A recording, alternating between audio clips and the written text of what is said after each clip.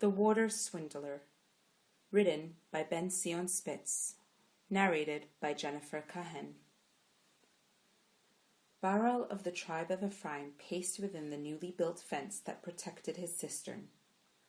The hot Canaanite sun beat down on his brown biceps.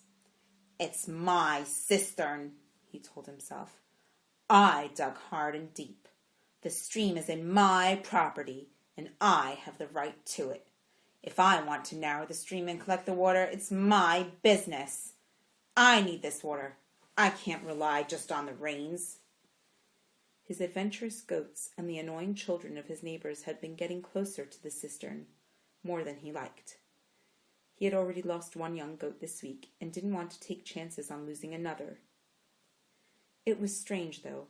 There had been no wolf sightings, and though his cistern was deep and dark, he could not make out any irregularities at its bottom. "Open the water gate to Talmon's field!" he barked at a servant. Baral still held the bag of copper coins Talmon had given him for the water. "You are a thief!"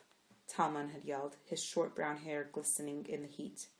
"But you leave me no choice." Talmon had thrown the bag at Baral and stomped away. Baral's servants ran down the hill alongside a dry water channel. He passed a series of wooden gates that branched from the channel to neighboring fields. He lifted the gate of Talmon's field and waved at Baral. Baral opened the main gate of the cistern.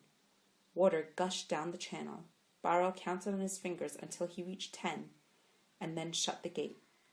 Moments later, the servant closed the gate as well. Little children lapped up the water that passed them on its way to irrigate Talmon's field. An elderly white-robed Levite climbed up the mountain towards Baral. "Not again," Baral thought. "Good day, Baral," the Levite panted. A palsied hand held on to a gnarled oak branch. "Good day, Yodam," Baral nodded. "Terrible news about your neighbor's wife," Yodam said. "To die so suddenly." "Mela was old and infirm, though she did go faster than most," Baral said. "What do you seek in my humble domain?" "You are delayed in giving your tithe, Baral," the old man wheezed. "I have told you, Yodam, I can't afford to pay you now. My crops and livestock are tied up. I invested a lot in this watering operation, and servants are not cheap. Maybe next season." "You are in contravention of God's law. His blessing shall not remain on you if you flaunt his will so easily." "What blessing?" Baral fumbled inside the opening of his tunic and clutched something hanging from his neck. "Did God dig my cistern? Does he feed my goats? Does he plow my land? Am I the one doing all the work? It's only my wits and my labor that has brought me blessing, Yodam. Stop preaching to me. Where is this invisible God that does so much but never shows himself?" Yodam's tired eyes widened. His mouth opened and then closed without emitting a sound. Finally he spoke in a harsh whisper. "You are making a grave mistake, Baral. If you turn your back on God, the results cannot be good." "I don't need you or your God, Levite. Be gone." Baral still clutched at his necklace and stared at Yodam. Yodam closed his eyes sadly, shook his head, and turned to walk slowly down the mountain.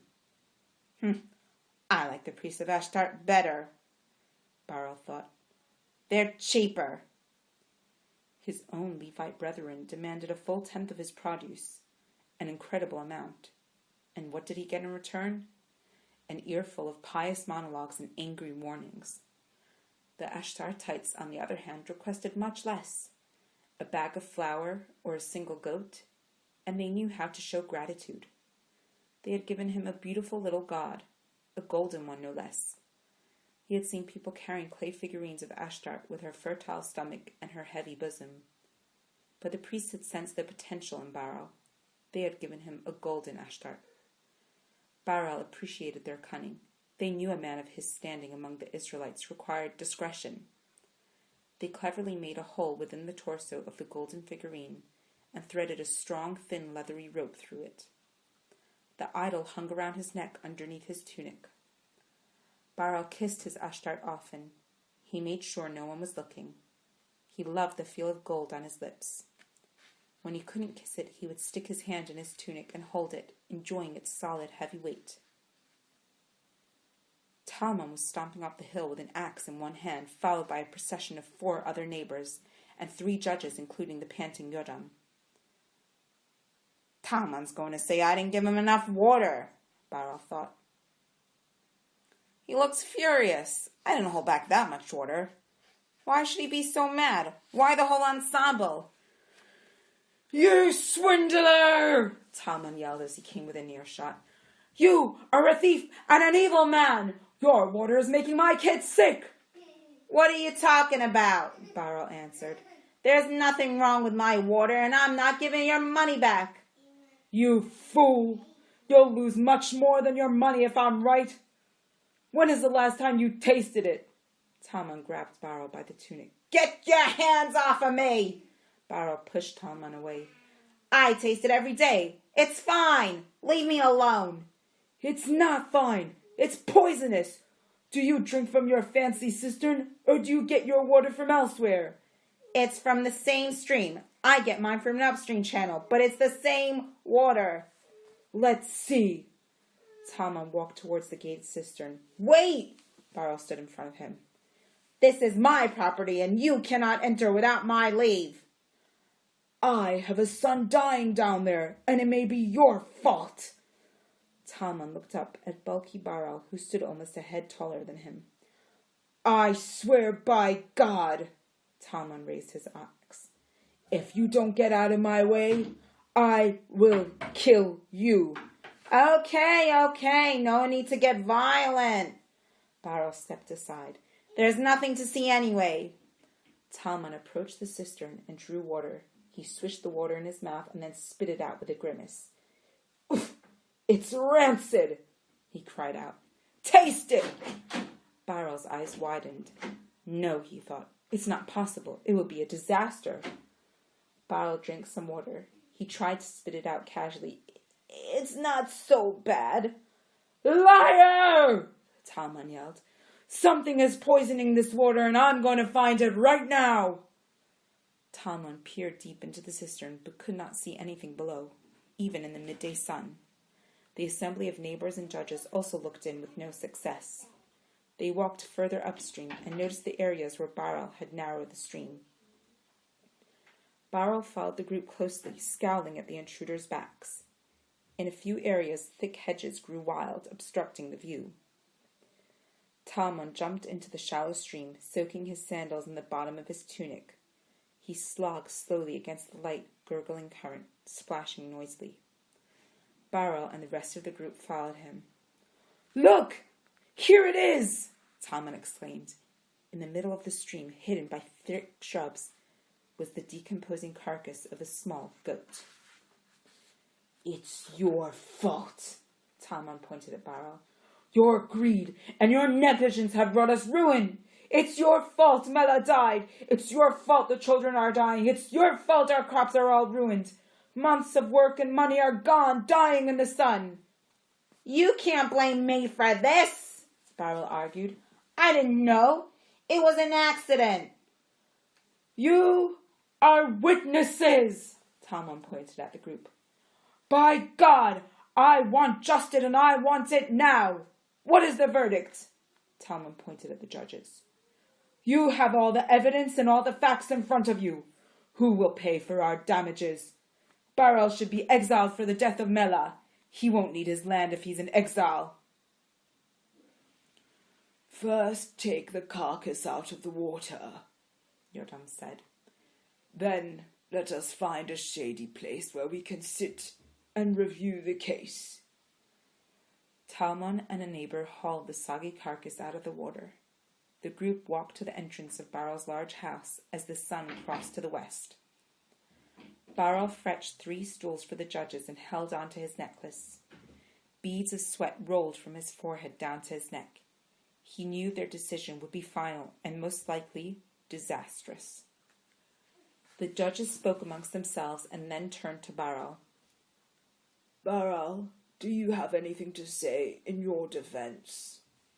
Yoram asked. Yes. First of all, I didn't know the goat was there.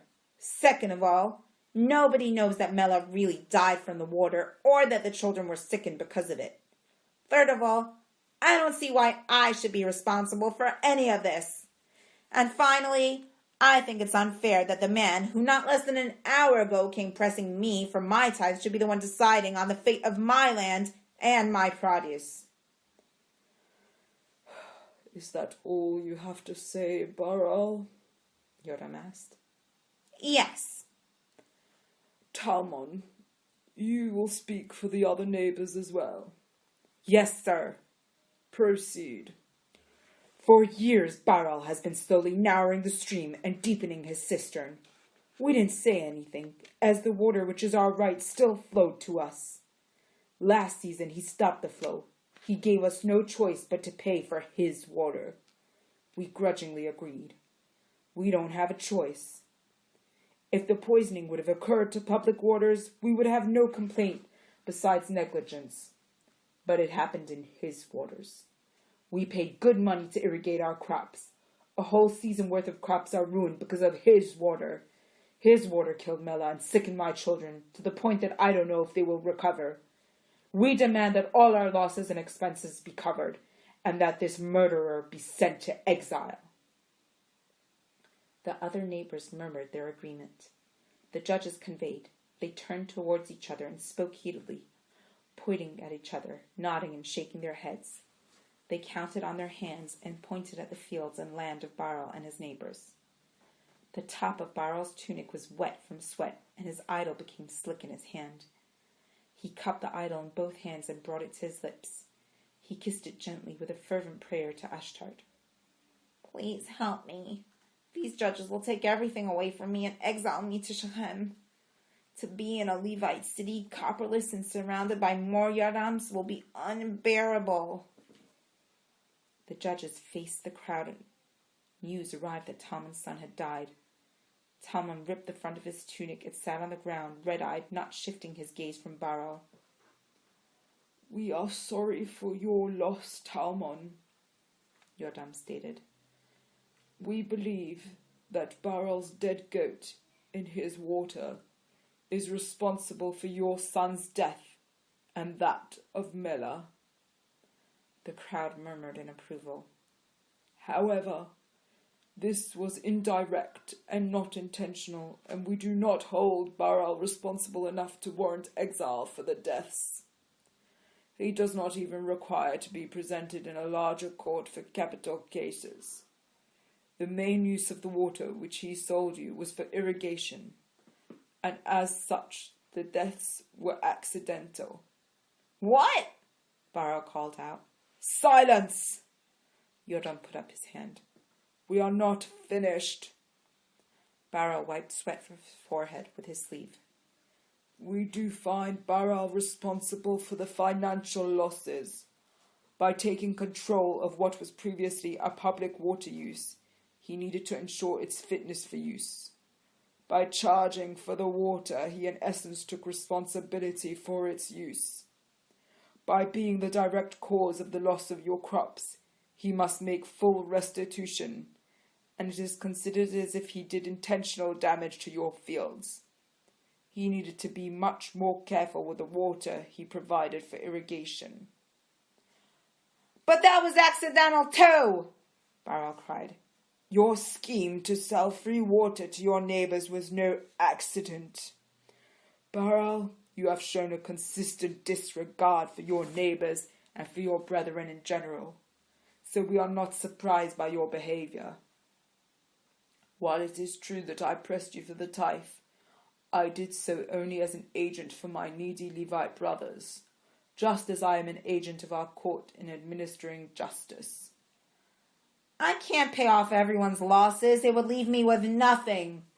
Less than nothing, we calculate. The fair value of your produce, livestock, house, and land would perhaps cover half of your neighbor's losses. You shall be sold into servitude for a 6-year period to help cover the rest of their losses. After the period of servitude, you will be free. The land will return to you or your descendants, only during the Jubilee." Baral stood unmoving, unblinking.